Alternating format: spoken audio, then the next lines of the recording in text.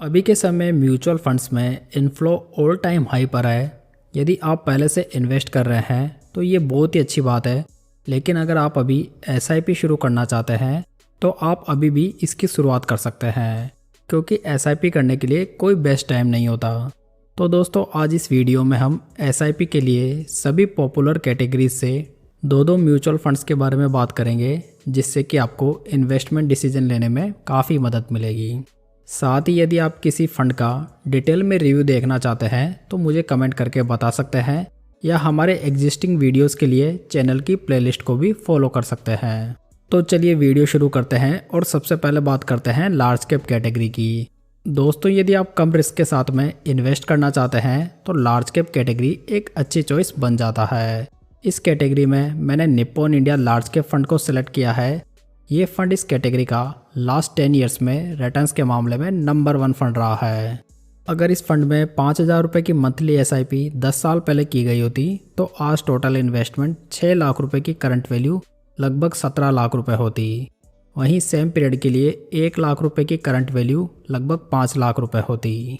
Fund के last 10 years के returns को आप यहाँ पर देख सकते हैं, जहाँ लास्ट 10 ईयर्स में फंड के रिटर्न्स 17.25% रहे हैं, लास्ट 5 ईयर्स में 23.02% और लास्ट 1 ईयर में 39.83% के रिटर्न्स रहे हैं। साथ ही ये फंड कंसिस्टेंट बेसिस पर अपने बेंचमार्क के रिटर्न्स को भी आउट परफॉर्म कर रहा है, जो कि आपको लार्ज कैप फंड में बहुत ही कम देखने को मिलेगा। Nippon India large cap fund का लेटेस्ट AUM 29,534 करोड़ रुपीज़ हो चुका है, जबकि इसके डायरेक्ट प्लान का एक्सपेंस रेशियो 0.74% पड़ेगा। नेक्स्ट मैंने लार्ज कैप कैटेगरी में एक इंडेक्स फंड को सिलेक्ट किया है। दोस्तों, जो इन्वेस्टर्स म्यूचुअल फंड को ट्रैक और रिव्यू करने के झंझट में नहीं पड़ना चाहते, उनके लिए इंडेक्स फंड बहुत ही बढ़िया चॉइस बन जाता है।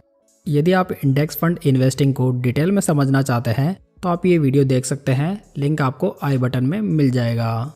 इस कैटेगरी में मैंने नावी निफ्टी 50 इंडेक्स फंड को सिलेक्ट किया है। वैसे आप इंडेक्स फंड में कोई सा भी फंड चुन सकते हैं, क्योंकि यहाँ पर फंड मैनेजर का कोई भी विशेष रोल नहीं होता।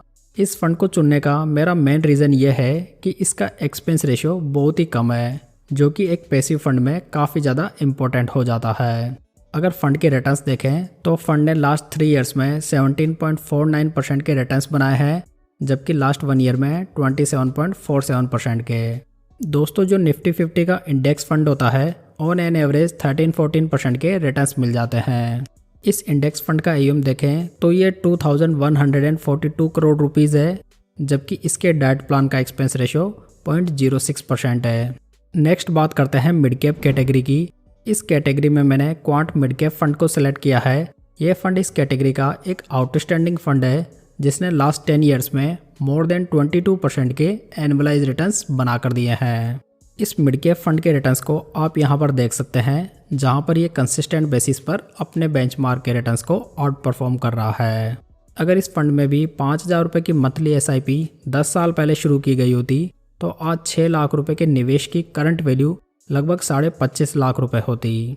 वहीं सेम पीरियड के लिए 1 लाख रुपए की करंट वैल्यू लगभग 7.5 लाख रुपए होती। फंड का लेटेस्ट AUM 8,747 करोड़ रुपए है, जबकि इसके डायरेक्ट प्लान का एक्सपेंस रेशियो 0.62% है। मिड कैप कैटेगरी में मैंने जो सेकंड फंड सेलेक्ट किया है वो है Motilal Oswal mid cap fund. ये फंड मिड कैप कैटेगरी का लास्ट 10 ईयर्स में नंबर 1 फंड रहा है। फंड के आउटस्टैंडिंग रिटर्न्स आप यहाँ पर देख सकते हैं, जहाँ पर फंड ने लास्ट 10 ईयर्स में 23.27% के रिटर्न्स बनाए हैं, लास्ट 5 ईयर्स में 35.95%, वहीं लास्ट 1 ईयर में 70.34% के आउटस्टैंडिंग रिटर्न्स बना कर दिए हैं। यदि इस मिड कैप फंड में भी 10 साल पहले 5,000 की मंथली एसआईपी शुरू की गई होती तो आज की डेट में 6 लाख रुपए की करंट वैल्यू लगभग 24 लाख रुपए होती। वहीं 10 सालों के पीरियड में 1 लाख रुपए की लमसम की करंट वैल्यू लगभग 8 लाख रुपए होती। इस मिड कैप फंड का लेटेस्ट AUM 12,628 करोड़ रुपीज़ है, जबकि इसके डायरेक्ट प्लान का एक्सपेंस रेशियो 0.61% है। नेक्स्ट कैटेगरी आती है फ्लेक्सी कैप कैटेगरी। ये वाली कैटेगरी सभी निवेशकों की पसंदीदा कैटेगरी होती है, क्योंकि इसमें आपको सिर्फ एक ही फंड में सभी मार्केट कैप वाली कंपनीज का एक्सपोजर एक साथ मिल जाता है। फ्लेक्सी कैप कैटेगरी में मैंने जेम फ्लेक्सी कैप फंड को सिलेक्ट किया है। ये फंड इस कैटेगरी का लास्ट 10 ईयर्स में नंबर 1 फंड रहा है और उम्मीद की जा सकती है कि ये फंड आगे भी अच्छा करेगा। अगर इस फंड में 5,000 रुपये की मंथली SIP 10 साल पहले शुरू की गई होती तो आज 6 लाख रुपए की करंट वैल्यू लगभग 21.5 लाख रुपए होती। वहीं 10 साल पहले किए गए 1 लाख रुपए के लमसम की करंट वैल्यू आज की डेट में 6.5 लाख रुपए होती। फंड के ईयर वाइज रिटर्न्स देखें तो फंड ने लास्ट 10 ईयर्स में 20.69% के रिटर्न्स बनाए हैं, लास्ट 5 ईयर्स में 29.58%, जबकि लास्ट 1 ईयर में 67.45% के बढ़िया रिटर्न्स बना कर दिए हैं। फंड की खास बात यह है कि इसने सभी टाइम होराइजन में अपने बेंचमार्क इंडेक्स के रिटर्न्स को बढ़िया मार्जिन से बीट किया है। तो इस तरह ये फंड सभी पर्सपेक्टिव से अभी बढ़िया दिखाई दे रहा है। फंड का लेटेस्ट AUM 3,216 करोड़ रुपीज़ हो चुका है, जबकि इसके डाइट प्लान का एक्सपेंस रेशो 0.43% है। फ्लेक्सी कैप कैटेगरी में सेकंड बेस्ट फंड है पराग पारिक फ्लेक्सी कैप फंड। यदि आप अपने म्यूचुअल फंड पोर्टफोलियो को कुछ US स्टॉक्स का एक्सपोजर भी देना चाहते हैं तो ये फंड आपके लिए बढ़िया चॉइस हो सकता है। ये फंड इन्वेस्टर्स के बीच में काफ़ी ज़्यादा पॉपुलर है, जिसका अंदाज़ा आप इसका हाई AUM देखकर लगा सकते हैं।